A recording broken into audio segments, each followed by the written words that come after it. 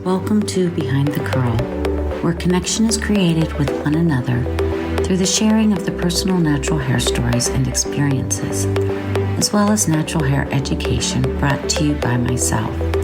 I am a naturally textured curly hair specialist. I am also your host, Amy Bush, and I invite you to join me as we celebrate what is natural, beautiful, and authentic. Welcome back to another episode of Behind the Curl with me as your host, Amy Bush. When was the last time that you had taken a look at the back of your hair care bottle and read the label?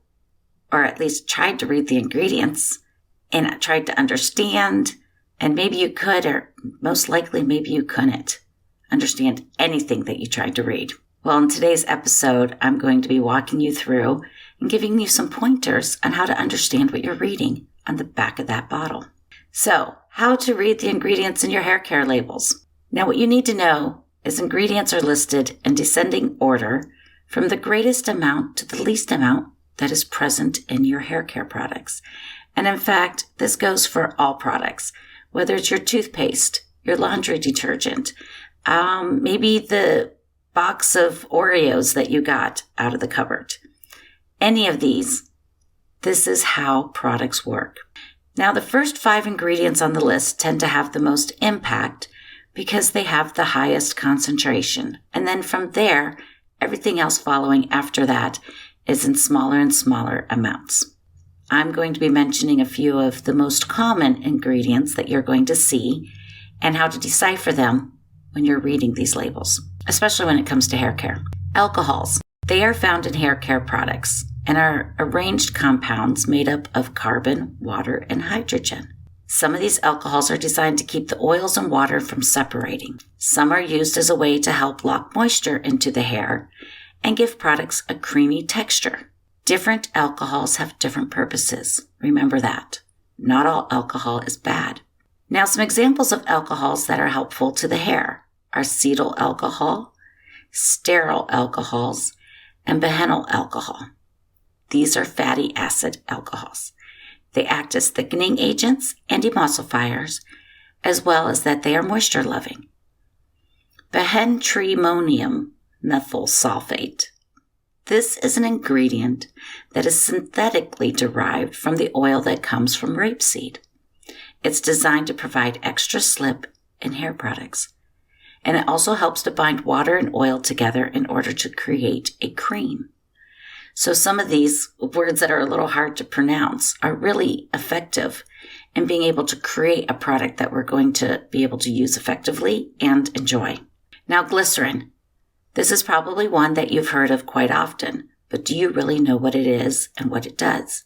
It's used for its ability to attract and retain moisture and bounce in the hair. And those are things that we definitely want in our curls. And speaking of humectants, sodium lactate is said to be more moisturizing than glycerin, and it is not sticky. So if you're having issues with glycerin in some of your products, check the label and see if it contains sodium lactate. Glyceryl stearate is a naturally derived fatty acid, and it's produced from glycerin and stearic acid being mixed together. Now, this acts as a natural lubricant for softness and the smoothing of the hair, and also forming a barrier to prevent moisture loss. And we know that that's important. Now, you may also see a variety of natural oils, and these are used to create slip and soften the hair. Look for these to replace your silicones. You may also recognize silicones by some of the words like dimethicone and trimethicone. Now, one of the big concerns that people tend to have is about preservatives. We've heard a lot of things about preservatives. So I'm going to be talking about some of the more natural ones that you might see in your products. Potassium sorbate, sodium benzoate, and sodium gluconate. These are natural salts that can be found in nature, and these preservatives work against yeast and mold. Now, we have a lot of water in our products, so those are really good breeding grounds for yeast and mold, and that can be dangerous for us and it cannot be healthy, so we want to make sure that we do have some sort of preservative in our products. Now, you may also see some natural extracts that are antibacterial, antifungal, and antimicrobial.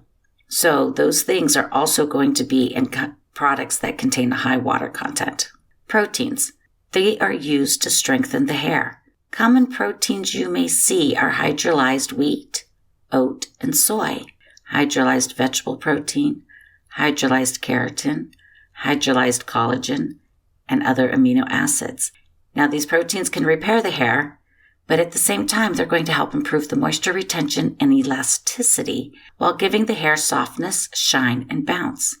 Hydrolyzation is important because it takes a larger molecule and breaks it down into a much smaller sized molecule so the hair can accept it and retain it. The example I'd like to use is that you want to get your furniture into your house, but it's kind of too big, so you just leave it at the door. Well, it does no good or benefit for you to have your furniture outside the house because you want your furniture inside the house. So the same thing goes for proteins and amino acids and a lot of these other ingredients that are going to be helpful to our curls. We want it inside the hair, not on the outside. Now we know that we're not supposed to use sulfates because they can be irritating and drying to our skin as well as our hair. So some natural substitutes would be sodium cocoa sulfate, which is made from coconut oil. You may also see sodium lauryl sulfoacetate, sodium cocoa glycinate, lauryl glycoside, as well as you may see any combination of these names on the list. As you can see, they can be a little bit of a tongue twister and a little bit difficult to say at times. And last but not least, you may also see saponified olive or coconut oil. Now, I have found a bunch of information all over the internet, but I thought I would go ahead and refer to an article from naturallycurly.com. The article is called The 5 Basic Types of Ingredients in Your Products.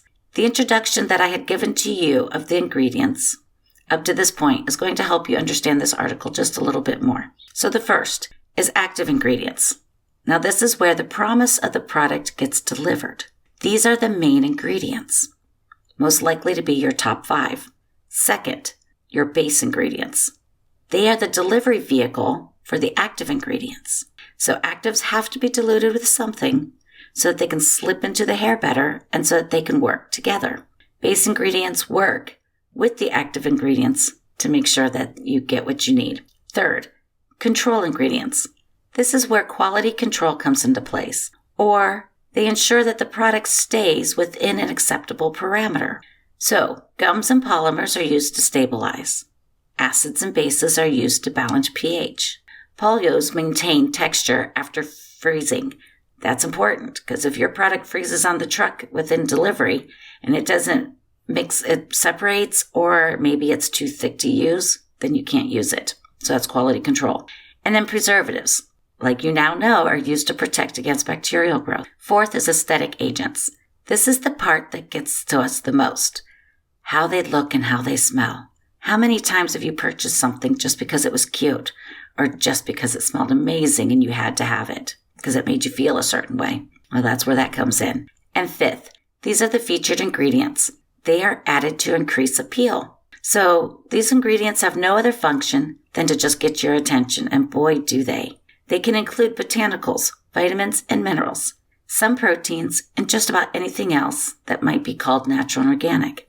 You can recognize this because it's going to be added into the product name or placed on the label front.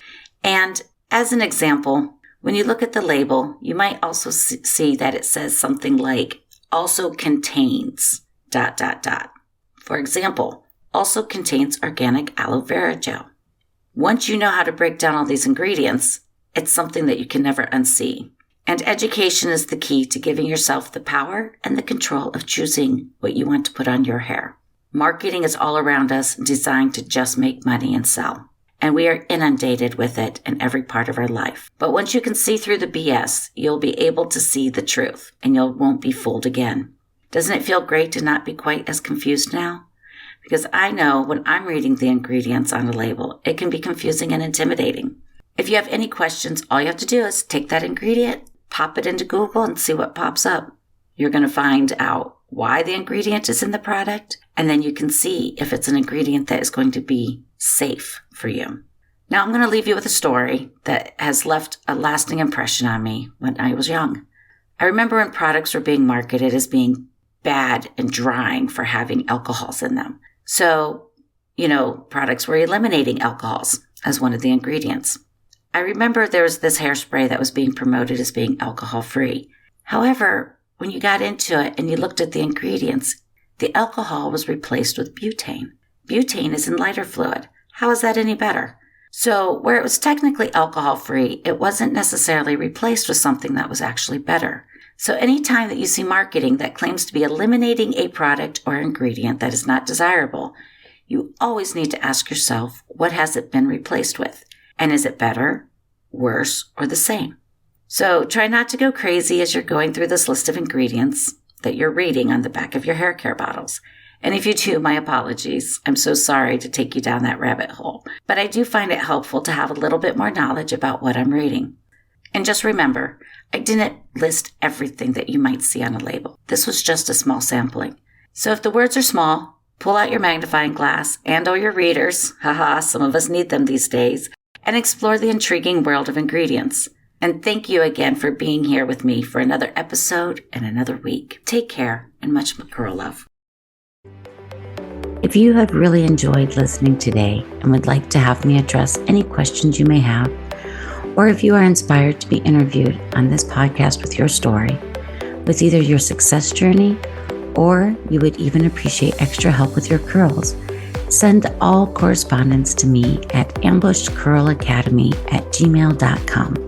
I would love to add your voice and inspire other listeners. Now, I have an opportunity that is special for all of you that are hairstylists, or maybe you are not, but you know a hairstylist. And if you were inspired by what you heard and seeking to expand your curl education, I would like to invite you to visit the Ambushed Curl Academy website. There you will find my online curl education course I created in order to inspire other hairstylists. If you have any questions, I can be reached at AmbushedCurlAcademy@gmail.com, and I would love to hear from you. Thank you for joining me today.